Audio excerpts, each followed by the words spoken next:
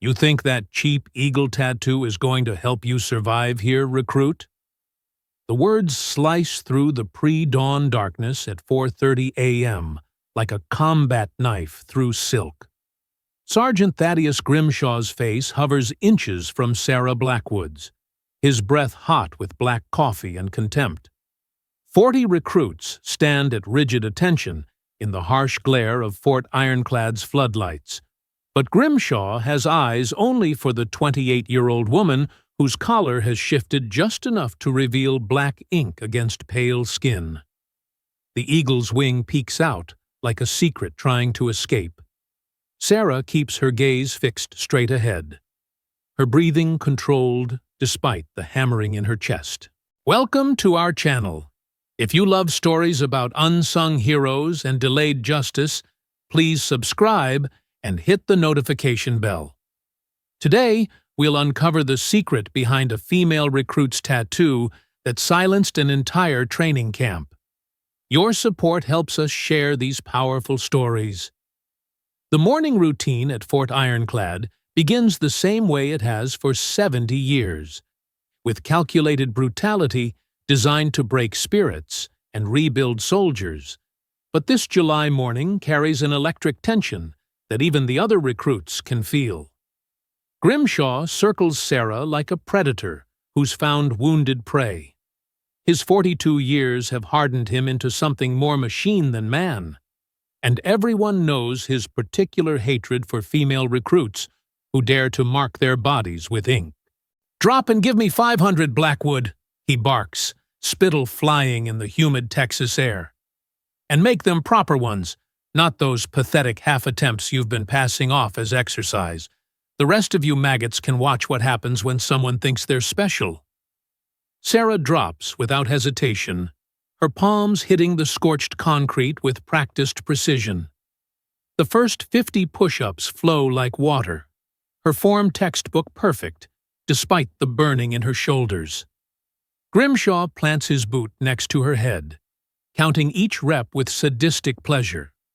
Around them, the other recruits shift uncomfortably, some stealing glances at the partial tattoo visible each time Sarah's shirt rides up during the exercise. 100, Grimshaw announces with mock surprise. "Look at that, boys and girls. Our tattooed princess actually has some strength. Too bad she'll need more than muscle to survive what's coming."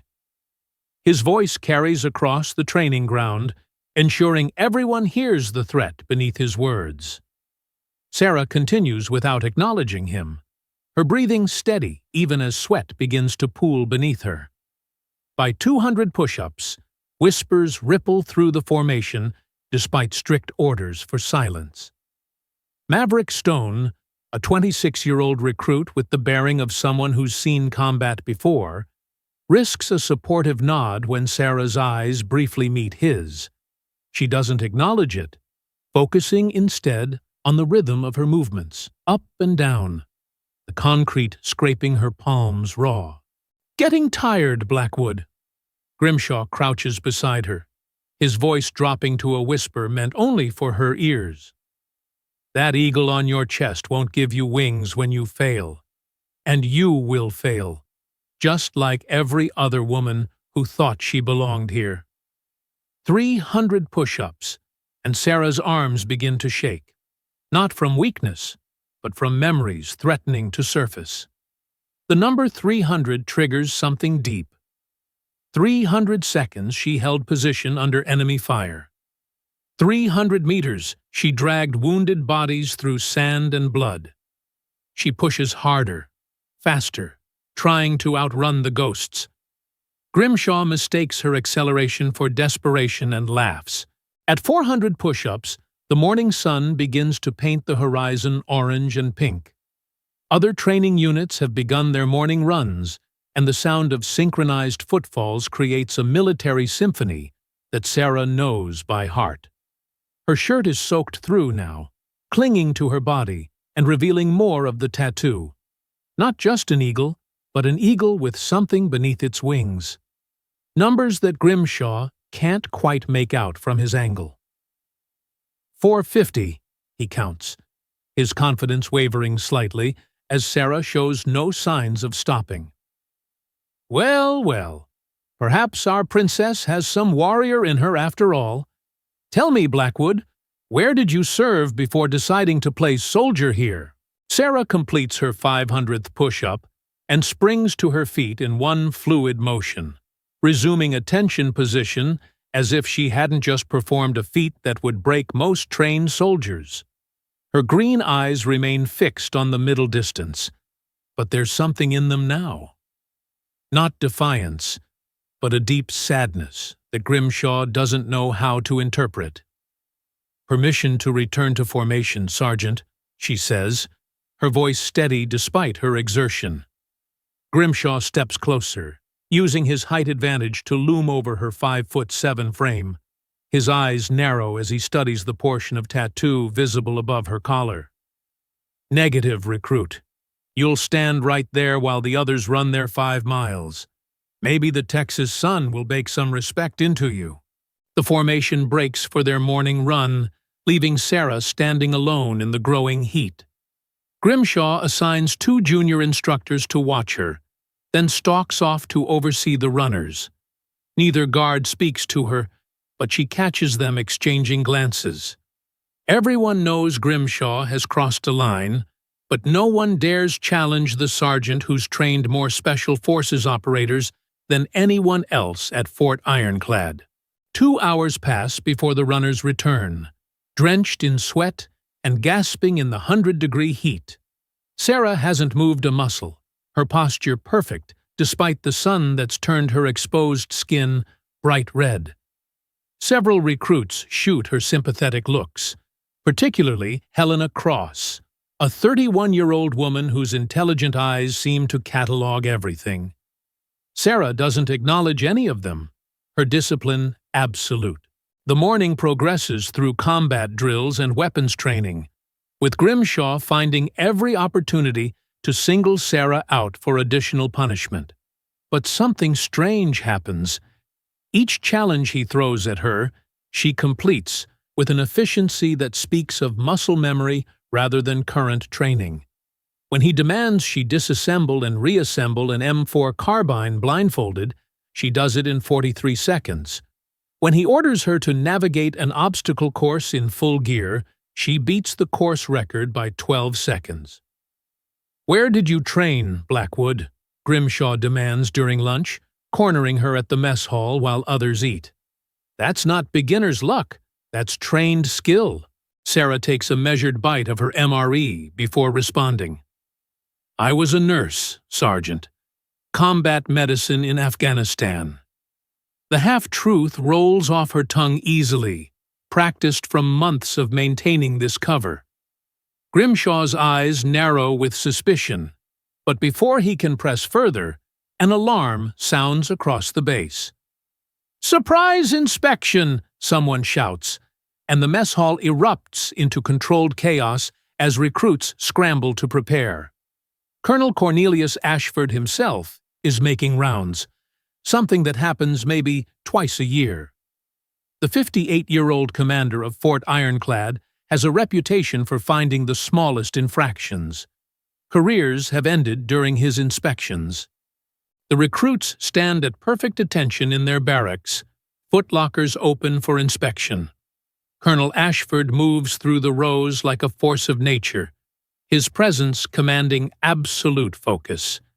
His steel-gray hair and weathered face tell stories of battles fought in places most Americans can't pronounce. When he reaches Sarah's bunk, he pauses.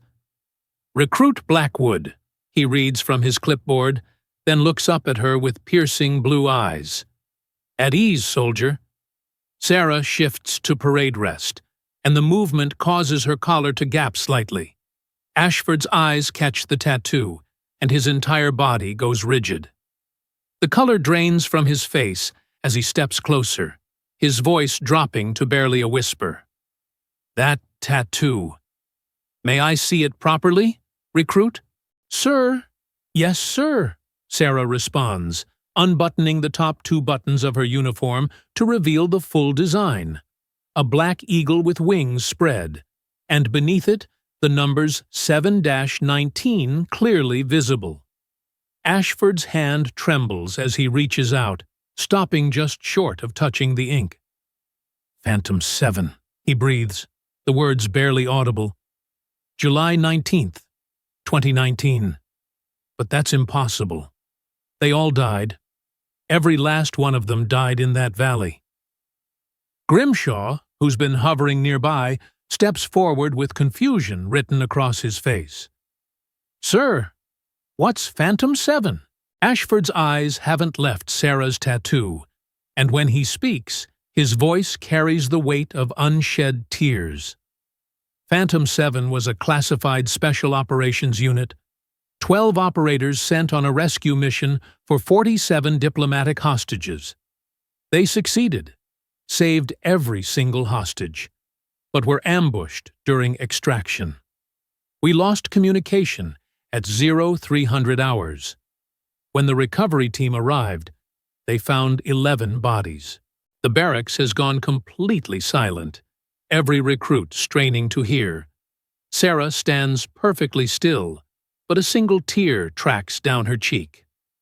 Ashford finally looks up at her face, studying her features with growing recognition. 11 bodies, but there were 12 operators. The 12th was never found. We assumed taken prisoner or disintegrated in the final explosion. "Sir," Sarah's voice cracks slightly. "Sergeant First Class Sarah Blackwood, Delta 7492. Requesting permission to speak freely, sir."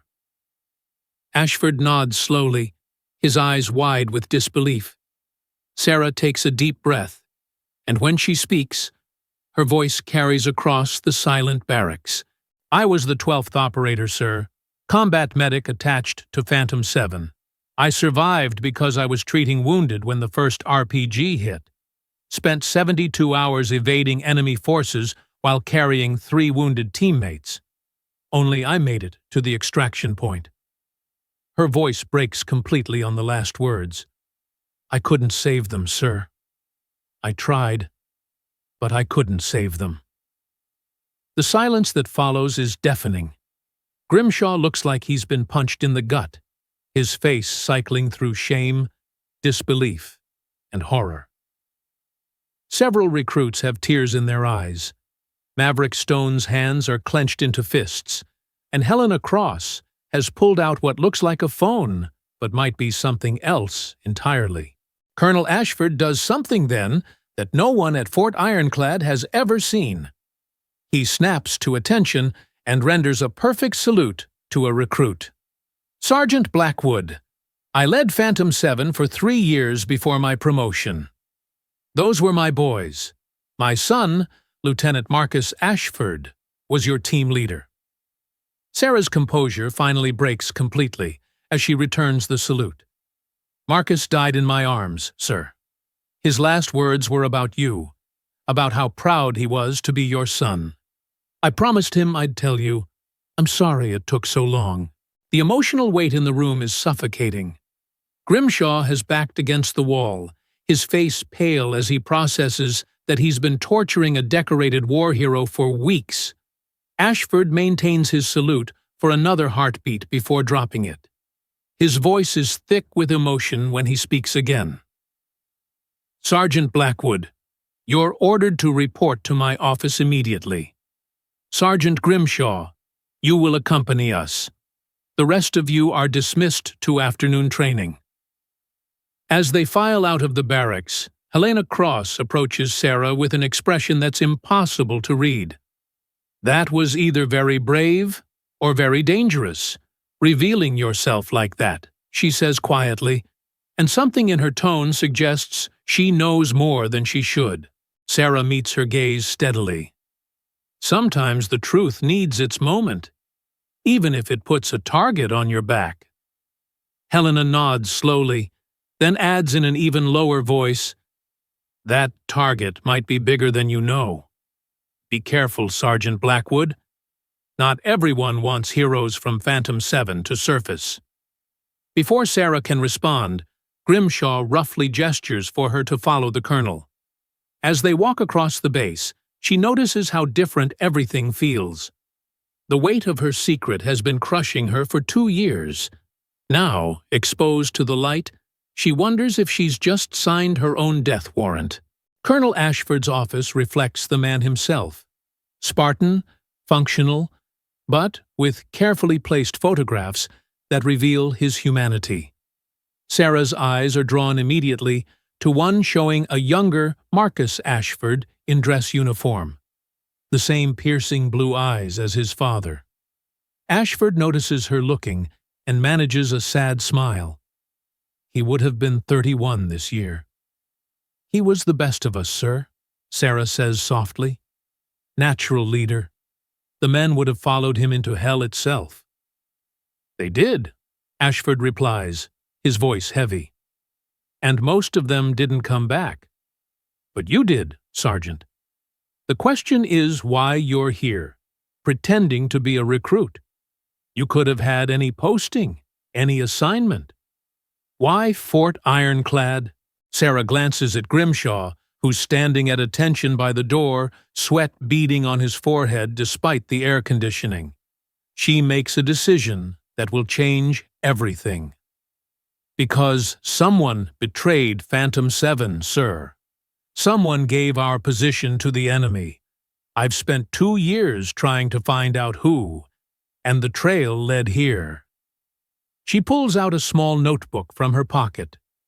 3 weeks before the mission, classified intelligence about our operation was accessed from a terminal at Fort Ironclad. I came here to find the traitor. The room temperature seems to drop 10 degrees. Ashford's face hardens into something dangerous, while Grimshaw makes a strangled sound. "Sir," Grimshaw starts, his voice shaking. "Sir, I need to confess something."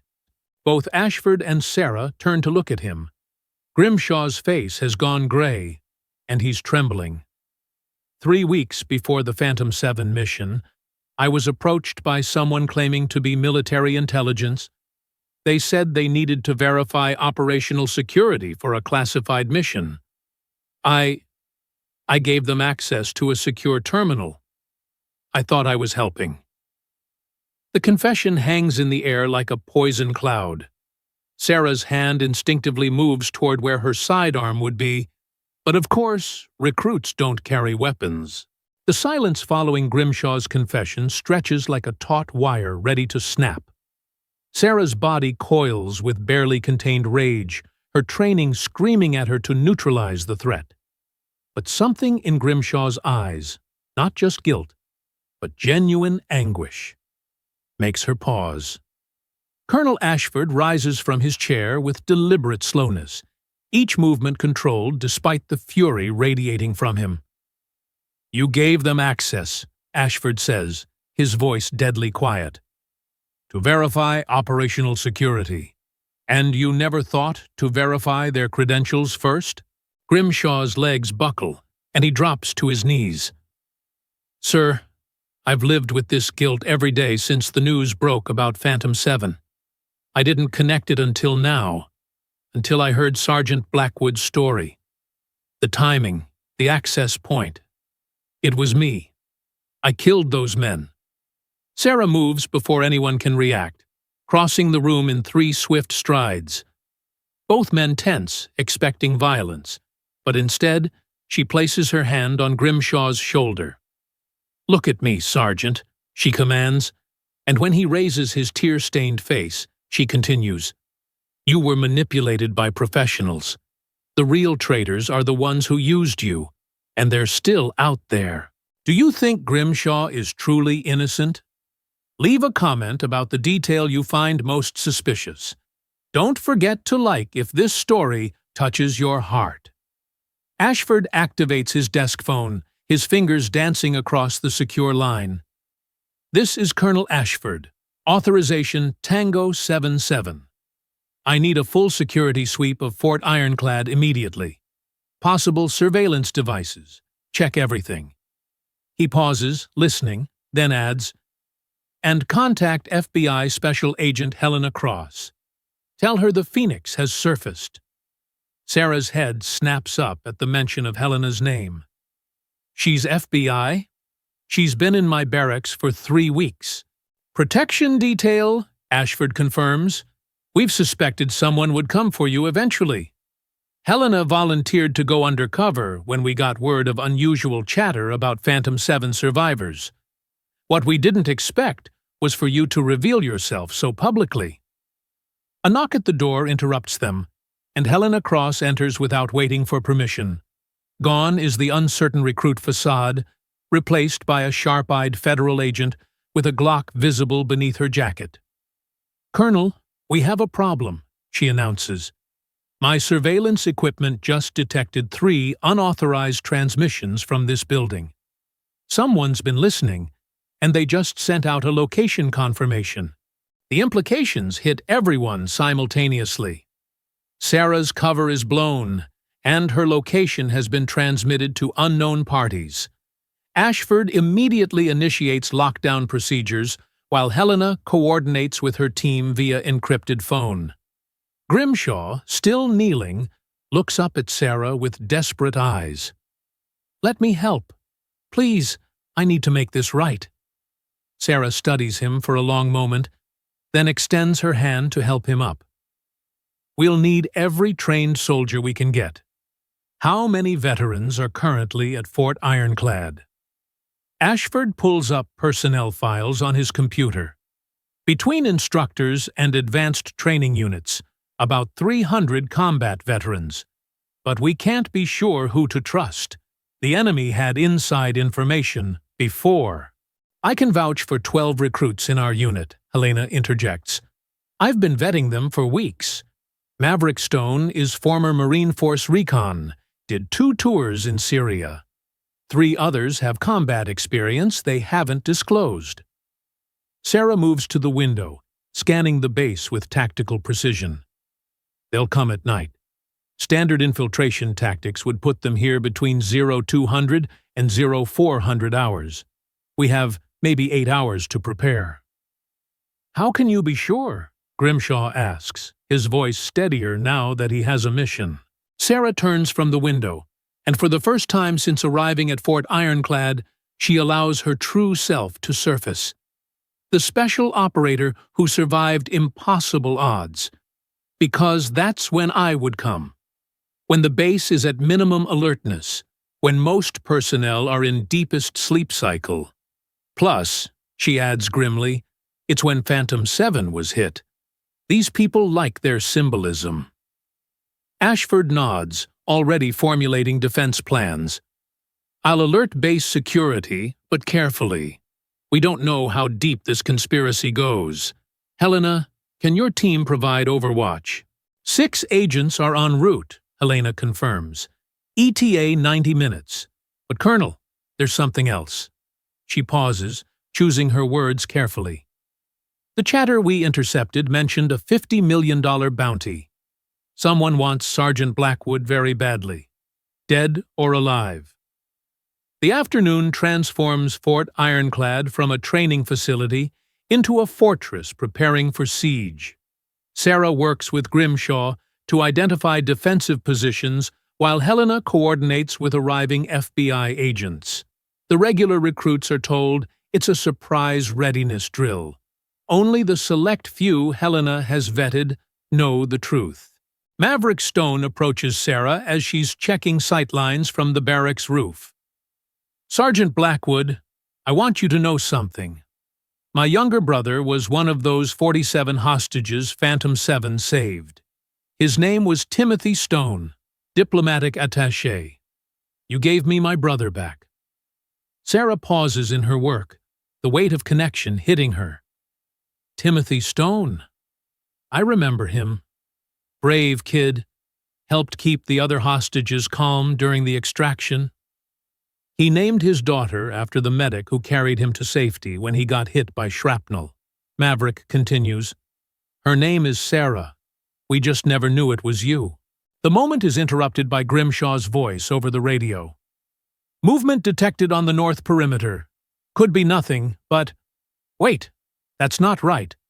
Thermals show someone's been probing our defenses." Sarah and Maverick rush to the command post Ashford has established in the main administrative building Banks of monitors show feeds from security cameras across the base. Helena points to one screen showing a heat signature disappearing into the tree line. That's the third probe in the last hour. They're mapping our patrols. They'll have studied the base layout, Sarah analyzes. Standard entry points are too obvious. They'll come from somewhere unexpected. Her eyes scan the monitors, then stop. The old drainage tunnels under the East Quarter. They were sealed years ago, but if someone had inside knowledge... Ashford immediately dispatches a team to check the tunnels while Sarah continues planning.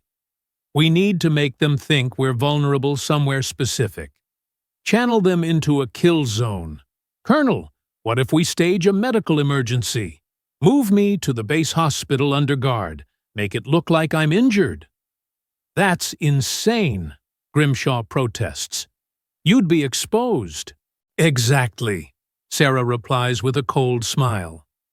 And when they concentrate their attack on the hospital, we'll be waiting.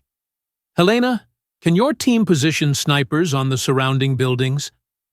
Night falls over Fort Ironclad with an oppressive weight. The regular personnel have been confined to quarters under the guise of the emergency drill, leaving only the defenders moving through the shadows. Sarah, wearing a bulletproof vest under her uniform, takes position in the hospital with Grimshaw and 6 volunteers. Helena's FBI team holds overwatch positions while Ashford commands from the tactical center. At 0130, Maverick Stone's voice crackles over the radio. Thermal signatures approaching from 3 directions. Count 15, maybe 20 hostiles. They're using some kind of masking technology. Hard to get exact numbers. Sarah checks her weapon, an M4 carbine Ashford authorized her to carry. Beside her, Grimshaw grips his rifle with white knuckles. Remember, Sarah tells the defenders, these aren't random mercenaries. They're trained killers. Stay in cover. Watch your sectors. Don't try to be heroes. Bit late for that advice, Grimshaw mutters, earning a grim smile from Sarah. The first sign of attack comes not with gunfire, but with the lights cutting out. Emergency power kicks in a second later, bathing everything in red. Sarah's earpiece fills with reports. Communications are being jammed. Someone's using military-grade equipment. They're in the tunnels, Helena reports. My team has visual on at least 8 coming through, more approaching from the motor pool. Sarah keys her radio. All units, they're splitting forces. Hospital is still primary target. Hold your positions and wait for my signal. The attack begins at exactly 0200 hours, just as Sarah predicted. Flashbang grenades shatter windows as black-clad figures rappel from the roof. Sarah drops 2 with controlled bursts before they clear their harnesses. Beside her, Grimshaw engages targets with surprising efficiency. Contact left. Maverick's voice cuts through the chaos. 5 hostiles moving through the emergency room. They're heading for the stairs. Sarah moves with liquid grace, her muscle memory taking over. She flows from cover to cover, each shot deliberate and lethal. These aren't the terrified reactions of a nurse or recruit. This is Phantom 7's lone survivor in her element. She reaches the stairwell just as the first attacker appears. Her knife finds his throat before he can raise his weapon. The battle intensifies as more attackers pour in. Sarah realizes with cold certainty that this isn't just an assassination attempt. It's an extermination squad. They're not trying to capture her. They want her dead. Sarah, behind you! Grimshaw's shout comes barely in time. Sarah spins, but the attacker is already too close. Then Grimshaw is there, tackling the man, both of them crashing through a window. Sarah hears the sickening crack of impact 2 stories below. Coming up is the most intense scene. When enemies infiltrate the camp, how will Sarah fight with 3 old wounds? Keep watching to witness the moment 2,000 people kneel. Grimshaw! Sarah starts toward the window, but 3 more attackers force her back into cover. Rage floods through her, cold and focused. These men killed her team. Now they've taken Grimshaw. The survivor becomes the hunter. What happens next will become legend at Fort Ironclad. Sarah Blackwood stops defending and starts attacking. She moves through the hospital like death itself, using every trick learned in years of special operations. Improvised explosives from medical supplies, oxygen tanks become weapons, surgical tools find new purposes. Maverick Stone, watching from his sniper position, later describes it as watching a master at work.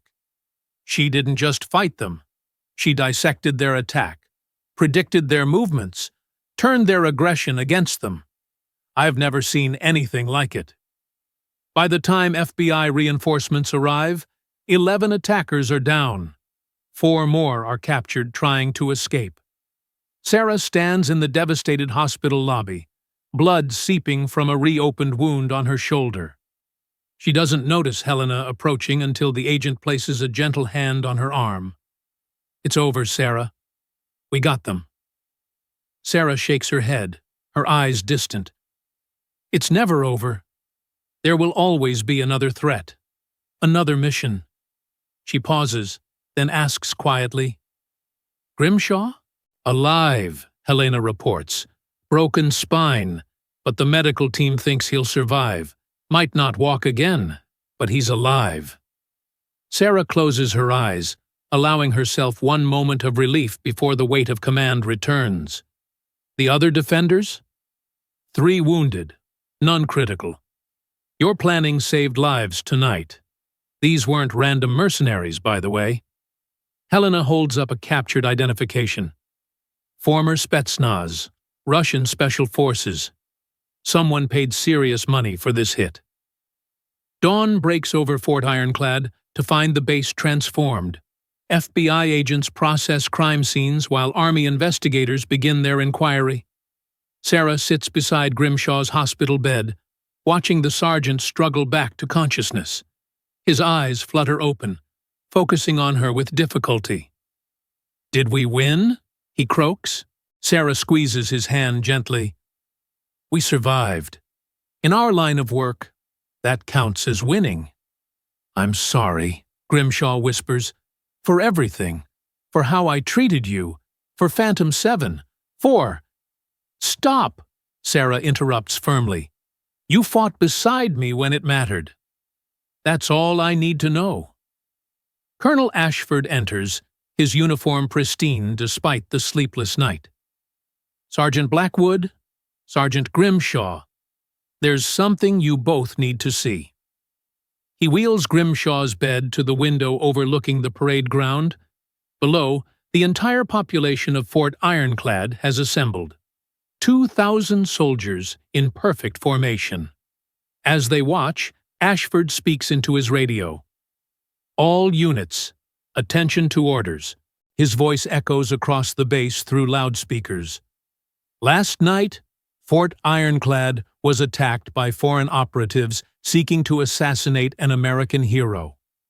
That hero is Sergeant First Class Sarah Blackwood, sole survivor of Phantom 7, Silver Star recipient, and defender of this installation." What happens next is unprecedented in military protocol. Without any command being given, 2,000 soldiers drop to one knee in perfect unison. The sound of their movement is like thunder. Sarah's hand flies to her mouth, tears streaming down her face. "That's not regulation," she whispers. "Sometimes," Ashford replies quietly, "honor transcends regulation." The kneeling continues for exactly 60 seconds. 1 second for each of the 47 hostages Phantom 7 saved, and 13 more for the fallen operators and Grimshaw's sacrifice. Then they rise as one, and the senior NCO's voice carries across the morning air. "Sergeant Blackwood, by unanimous accord of the warriors of Fort Ironclad, we recognize you not as recruit, but as instructor. not as student, but as teacher. Will you accept this honor? Sarah looks at Grimshaw, who nods despite his pain, then at Ashford, whose eyes shine with paternal pride. She steps onto the balcony, her voice carrying strong and clear. I accept, but on one condition. We rebuild Phantom 7, not as a memory, but as a living unit. We take the best of Fort Ironclad and forge them into something new. We call it Phoenix 7, rising from the ashes. The roar of approval from 2,000 throats shakes the windows. Maverick Stone steps forward from the formation, snapping a perfect salute. Sergeant Blackwood, I volunteer for Phoenix 7. One by one, others step forward. Helena Cross, having resigned from the FBI effective immediately, 12 recruits who proved themselves during the night's battle, even some of the grizzled instructors who haven't seen combat in years but recognize a worthy cause. 3 months later, Phoenix 7 conducts its first operation, rescuing 23 aid workers from insurgents in Somalia. The mission is flawless, 0 casualties on either side. Sarah leads from the front, wearing her eagle tattoo with pride now. Grimshaw, wheelchair-bound but unbroken, serves as tactical coordinator from Fort Ironclad's new operations center. The conspiracy that targeted Phantom 7 is slowly unraveled by joint FBI military intelligence investigation. Arrests reach into surprising corners of the defense establishment. The $50 million bounty is traced to a Russian oligarch whose arms-dealing empire was crippled when Phantom 7 rescued those diplomats. He had been negotiating a massive weapons sale using them as leverage. On the first anniversary of the night attack, Fort Ironclad holds a ceremony. Sarah stands before the memorial they've erected for Phantom 7, running her fingers across the names of her fallen teammates. Marcus Ashford's name is at the top. His father stands beside her, both of them in dress uniforms. They would be proud, Ashford says softly. Sarah nods, touching her eagle tattoo through her uniform. They never left, sir. Every mission Phoenix 7 completes, Phantom 7 is there. Every life we save, they save. As the sun sets over Fort Ironclad, Sarah watches Phoenix 7's newest recruits training on the obstacle course. Grimshaw barks instructions from his wheelchair, as harsh as ever but tempered now with purpose. The cheap eagle tattoo that started everything has become the unit's emblem, worn with honor by warriors who understand that sometimes the greatest strength comes from surviving when the world expects you to fall. You know, Grimshaw calls out to Sarah as she passes, I never did apologize properly for that first morning. Sarah pauses, a slight smile playing at her lips. You gave me 500 push-ups to do, Sergeant. I'd say we're even. Even? Grimshaw laughs, a sound that would have seemed impossible months ago. Blackwood, I watched you take down 11 Special Forces operatives with medical supplies and an oxygen tank. We'll never be even. I'll spend whatever time I have left making sure Phoenix 7 has everything it needs. The base chaplain approaches, carrying a package. Sergeant Blackwood, this came through diplomatic channels. It's from Timothy Stone, Maverick's brother. Sarah opens the package to find a photograph. Timothy with his wife and daughter, little Sarah, now 3 years old. On the back, a simple message. She wants to be just like her namesake when she grows up. Thank you for giving her that chance. As night falls over Fort Ironclad, Sarah stands watch from the command center, her eagle tattoo partially visible beneath her collar. The base is quiet, secure, but she remains vigilant. Somewhere out there, new threats are forming. New missions are waiting. But tonight, Fort Ironclad is safe. Tonight, Phoenix 7 stands ready. The story of the recruit who was mocked for her tattoo has become legend throughout the military. Not as a tale of revenge, but as proof that true warriors recognize each other not by their uniforms or ranks, but by their sacrifice. The eagle that Grimshaw once called cheap has become the most respected symbol at Fort Ironclad, a reminder that heroes sometimes hide in plain sight, waiting for their moment to soar. Sarah touches the intercom button, addressing the night watch. Phoenix 7. This is Phoenix Actual. All quiet on the perimeter. Maintain vigilance. Remember, we are never alone. We carry the fallen with us always. The responses come back strong and clear from positions across the base. Men and women who chose to follow a leader not because of her rank, but because of her resolve. The mocking has long since faded, replaced by something far more powerful. Respect forged in fire, loyalty earned in blood, and the unbreakable bond of warriors who have seen the worst humanity can offer and chosen to stand against it anyway.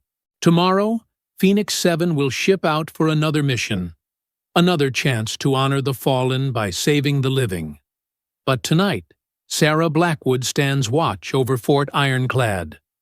Her eagle tattoo a testament to the truth that every soldier learns eventually. The greatest victories often come disguised as the deepest defeats, and sometimes it takes being mocked and broken to discover just how strong you really are. 6 years pass, like flowing water through clenched fists. Phoenix 7 becomes the most decorated special operations unit in modern military history. 37 successful missions, 0 operational failures. Each victory carries the weight of Phantom 7's sacrifice.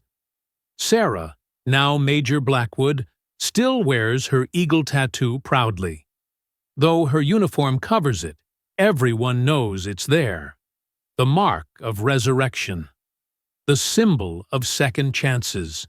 On a humid Thursday evening, she receives an encrypted message that stops her cold. Intelligence has located the mastermind behind Phantom 7's betrayal. Not the oligarch who paid for it, but the American traitor who sold out his own. Richard Brennan, former CIA deputy director, now hiding in a compound in Montenegro. The man who used Grimshaw as an unwitting pawn, who signed 12 death warrants with a keystroke. "We can't touch him officially," Helena Cross explains during the secure video call. "He's got asylum, diplomatic immunity. The government wants this to disappear." Sarah looks at Grimshaw, who now serves as Phoenix 7's intelligence coordinator. His wheelchair hasn't slowed his mind, and his tactical genius has saved countless lives. "What do you think, Thaddeus?" Grimshaw's jaw tightens at the use of his first name. A sign of the deep bond forged through shared trauma. "I think some missions aren't about orders, Major. Some are about balance, the universe demanding payment for sins." 3 weeks later, Richard Brennan disappears from his compound. No bodies, no evidence, just an empty mansion and a single eagle feather on his desk. The message is clear to those who understand. Phantom 7 has finally been avenged. Sarah never confirms or denies involvement. But that night, she and Grimshaw share a bottle of Marcus Ashford's favorite whiskey in silence. Colonel Ashford retires the following month, passing command of Fort Ironclad to Sarah. His last official act is commissioning a statue, not of warriors in combat, but of a medic carrying wounded comrades. The inscription reads simply, "Strength is not in never falling, but in rising every time we fall." Standing before 2,000 soldiers at her change of command ceremony, Sarah's fingers unconsciously trace her tattoo through her uniform. "Every one of you," she declares, her voice carrying across the parade ground, "carries your own eagles, your own marks of survival. Wear them proudly." The formation holds for a breathless moment, then erupts in thunderous approval. Among them stands Maverick Stone, now commanding his own unit, his brother Timothy beside him, with young Sarah on his shoulders. The child waves a small flag with Phoenix 7's emblem. The same eagle that once brought mockery now inspires generations. Grimshaw wheels himself forward, presenting Sarah with the commanding officer's saber. From a sergeant who learned too late, he says loud enough for all to hear, that true strength isn't in breaking others down, but in lifting them up. Major Blackwood taught me that. She taught all of us that. As the ceremony concludes and the sun sets behind Fort Ironclad's buildings, Sarah touches her tattoo one final time. Somewhere beyond, she knows Marcus Ashford and the rest of Phantom 7 are watching. They didn't die for nothing. They died so she could live, so she could build something from their ashes. The eagle soars eternal, marked in ink and memory, in sacrifice and triumph, forever rising,